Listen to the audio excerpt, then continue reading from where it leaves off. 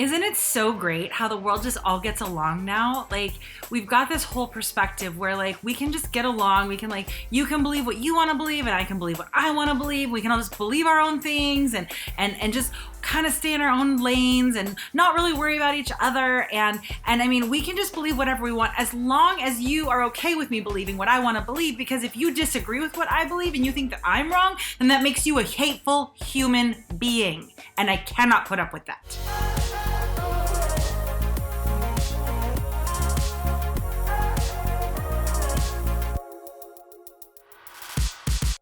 Hi, I'm Tammy Sevcov, and this is Worth Considering, where we take a look at the world around us and our Christian worldview and see how they connect, collaborate, conflict, and clash.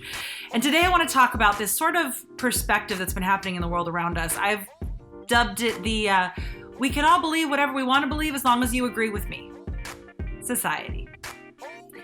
It's been a slow slide. I mean, even in my lifetime, it used to be, I'm not that old, it used to be that you could agree to disagree legitimately. Like, you have a belief system, a value system I disagree with. I think you're wrong, but I don't hate you. I'm not angry at you, but I think you're wrong. And we could kind of like coexist. Nowadays, there's this sort of move to, it's okay for you to believe something different as long as you're okay that my beliefs are also okay. Like, you can't believe something different as an absolute. Really, that's where it comes from, right? That slide toward there is no absolute truth, because if there was an absolute truth, then we have to all agree on the same thing, and we can't do that. So instead, what we're going to say is everybody's beliefs are equal. Everything just sort of equals out. We have no need to hold to an absolute truth. The problem is there is an absolute truth. As Christians, we understand that the world was framed by God. The world was created by God, and He established His truth. And even if we disagree with what God did, now hear me, even if we don't like something that God said or did or established, it's not our call, it's not our decision, it's His, and we submit to that. That is the reality of walking with Jesus. We understand that it's not about our preference, it's about His word and His truth. We also understand that His word and His truth always lead to what's best for us. So it's that sort of sometimes eating your spinach, even though you don't want to, it makes you grow strong. The world, however, has retaliated with this idea that, well, you can believe that, but you have to be okay with my beliefs too. It started with the idea of tolerance, which just means putting up with. But it's become that tolerance now means I agree with, or I'm able to, kind of jive with your beliefs. And that's just not the case. There are things that are right and wrong. Now, you can disagree with that, but the reality is that doesn't make me hate you, or you shouldn't hate me back. Like, we can be okay with the fact that we disagree. It comes down to these things that are so difficult, because what happens is we start to make it about the human being, right? Like, if I disagree with how you feel about your life, then I'm bad. And the world today wants to say, like, well, hey, if you think this shirt is green, you're allowed to think that. It's okay if you think it's green. That's fine. Yeah, if that's green to you. The truth is, the shirt is not green. It's white with little navy palm trees. Palm trees, that's what they're called. That's what it's got on it. Little dark navy palm trees. It's not green. Not even a little bit green. There's no green in it. But the way our society works now is that I can't say that to a person, because now I'm belittling them, or I'm humiliating them, or I'm discounting their feelings on the matter. We want to be a society that's open to hearing one another and listening and dialoguing and having conversation. But at the end of the day, my shirt is white with navy blue palm trees. I can't change that. That's not, and it's not supposed to change. It is what it is. And this is where we then go, well, that's not kind. It has nothing to do with kindness. It has to do with the reality of where we live and what's going on. So in my worldview, when I look at scripture and I look at humans, I believe in a bilateral gender. structure, that we have male or female. That's how we were created. That's how God intended it. And I don't look at somebody who feels a different gender as stupid, as ignorant, as evil, as bad at all. In fact, I don't think they're any more messed up than most of the rest of the world. We all got our issues. What I do see, however, is that what we want to do is make that issue the issue. Suddenly, that person maybe isn't welcome in our churches. Or on the other side, that person feels that simply by saying the fact that someone disagrees, they're being hated on. Now, there are people who spew vitriol and they need to be stopped. Some of them call themselves Christians. It's pretty much impossible to be a genuine Christian and do that. It says in scripture that out of the same mouth shouldn't proceed blessing and cursing. You can't curse your brother who's made in the image of God and bless God with the same mouth. He doesn't take kindly to that.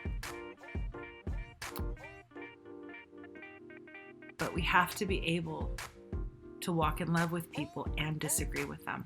Listen, it's so important that we follow Jesus' example on this. When he was on the earth, he knew he was called to the lost sheep of the house of Israel. That means that he was speaking to people that were in covenant with God already. In fact, the only people he was really aggressive with were the Pharisees, the people who were the religious leaders. With everybody else who was in the church, as it were, or church world, you might say, he was very gentle. He was leading with love. He was talking to them in a way that would engage their hearts and help them understand who God is. That was the most important thing. To the people on the outside, like the Romans, he didn't even address them. Oh my goodness, I saw the craziest thing. I watched a documentary and it was showing these Roman bathhouses that were excavated from the 1st century AD, which is Jesus' era. And in these bathhouses were pornographic images. Legitimately, I was sitting there like, they did that? And like, I mean, okay, they do that. They saw that in Roman era, like in Jesus' time, that was a thing. And I was like, what in the, I just had no concept of that for some reason. That right in the same world that Jesus was living in, there was this kind of hedonistic society, and I'd always kind of kept them very separate. But when I saw that, you know what hit me? You don't see Jesus standing on the street corner with a sign screaming about the Roman sexual immorality. He dealt with the people who were kind of in the family. And then he said, you are the light of the world. You are a city on a hill that cannot be hidden. You're supposed to shine forth that light and show people who God is. God isn't the one up in heaven like, rah, rah, rah, rah, rah, rah, rah. He was the one who chose Israel out of, and he said, even though you were the least of these, I loved you. There's just such a heart of love in God, but he wants a people who know him, and he wants others to look at us and be like, dang, that's what it's like to serve God.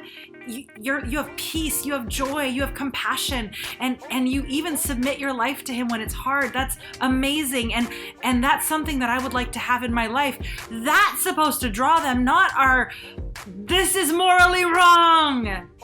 Now, I just have to give a minute to this.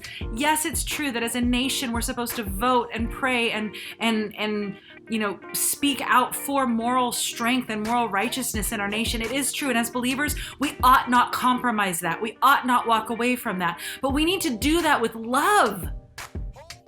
Listen, some people say, well, we're not the moral police of the world. We're really not. We're not meant to be the ones who are telling everybody that they're wrong or telling everybody what they should or shouldn't do.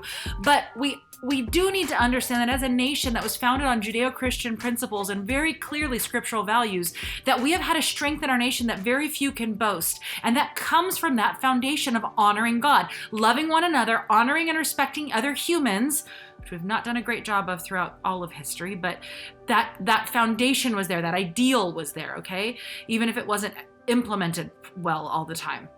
But the ideal of respecting others and honoring God was there, and it created a foundation that allowed us to prosper in many ways. if we don't vote for and stand up for those things to continue, that strength will be ruined from our nation. It has been so undermined already, and it could continue to be. So yes, we need to continue to vote and pray and stand for those things that are righteous, but we can't do it with a heart of anger toward other people or believing that everybody else is so wrong and bad and whatever.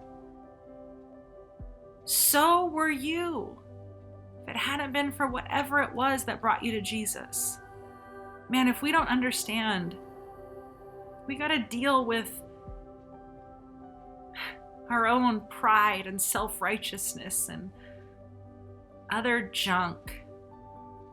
And then when you have a chance to love on somebody and mentor them and help them and strengthen them, and you can walk them through their greed or lust or addiction or whatever it might be that Jesus wants to set them free from.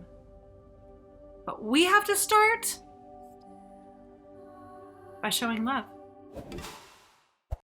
Thanks for joining us this week. I'm so glad to have you here. Hey, listen, I'd love to hear your thoughts. Please add your comments below. I'd love to engage with you in conversation. But just as a note, if you're going to rage, I'm not going to engage. This isn't a place for hate. This is a place for us to learn from one another. Hope to see you next week.